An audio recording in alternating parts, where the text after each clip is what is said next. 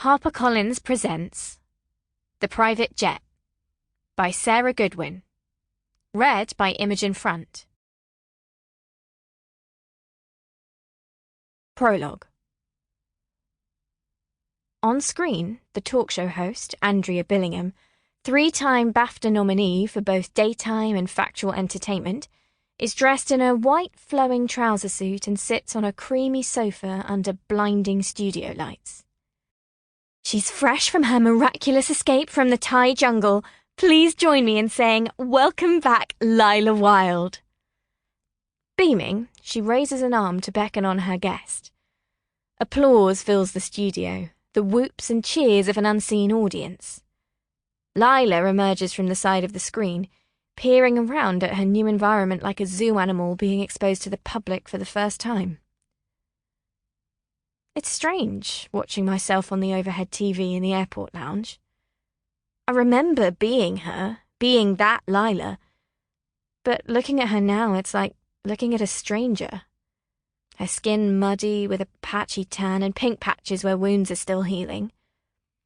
She's been dressed in a khaki green jumpsuit and brown leather sandals, even though I remember arriving in jeans and a t-shirt with a blazer. But as with the lush monsteras in the corners of the studio, this get-up gives more of the impression the show is going for, that she is somehow carrying the jungle with her wherever she goes.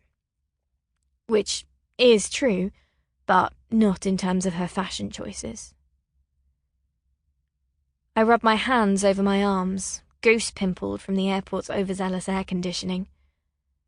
The marks have faded from pink to white now, the scratches and bites and scarring. But they're still there, if you look closely enough. Lila takes a seat, scanning the audience warily. I can't remember what it was I was worried about, who I thought might be there, or what. But on screen, Lila looks afraid of something. Twitchy and barely perching on the edge of her seat. The audience's initial burst of welcoming applause dies off very quickly, ending with a few awkward claps and some muttering, which Andrea quickly replaces with her own voice. "Lila, how are you?" the host asks, her perfectly painted mouth pulling down at the corners. She practices this expression of sorrowful sympathy in the mirror, you can tell. "I'm doing okay."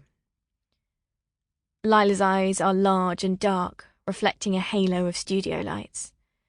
The eyebrows are drawn on, and the eyelashes are fake, but you can't tell on camera. "Glad to be back home." "I bet." Andrea flashes her veneers in a sympathetic grimace. She can probably smell the long-awaited award coming her way for this.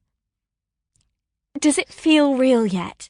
That you're really here, back in civilization?" I'm momentarily distracted from the interview by a man at the restaurant kiosk across the airport lounge throwing a bag of takeaway onto the counter.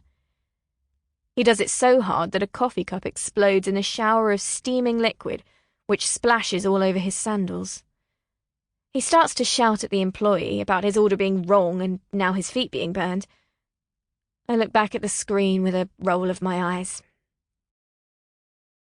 A tiny crease appears on Lila's tanned forehead, between the drawn eyebrows. It's never felt anything but real. Probably more real than my entire life up until I got on that plane. There's a shift in the air. It's not exactly as clear in the final recorded product as it was on the day, when I could hear the studio audience moving, muttering. When Andrea's eyes narrowed sharply, which the cameras either didn't catch or it got edited around. There's no sharpness to her in the recorded version. No sign that she's annoyed that her guest isn't following the normal routine, agreeing and fawning, just happy to be there. To be alive. "You did lead something of a charmed life. I should say you still do, right?" A flash of claws there.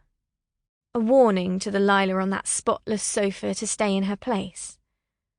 I watch as that other Lila, a year back in the past, absorbs the sharp tone without rising to it. Instead, she nods her head slightly. Sample complete. Ready to continue?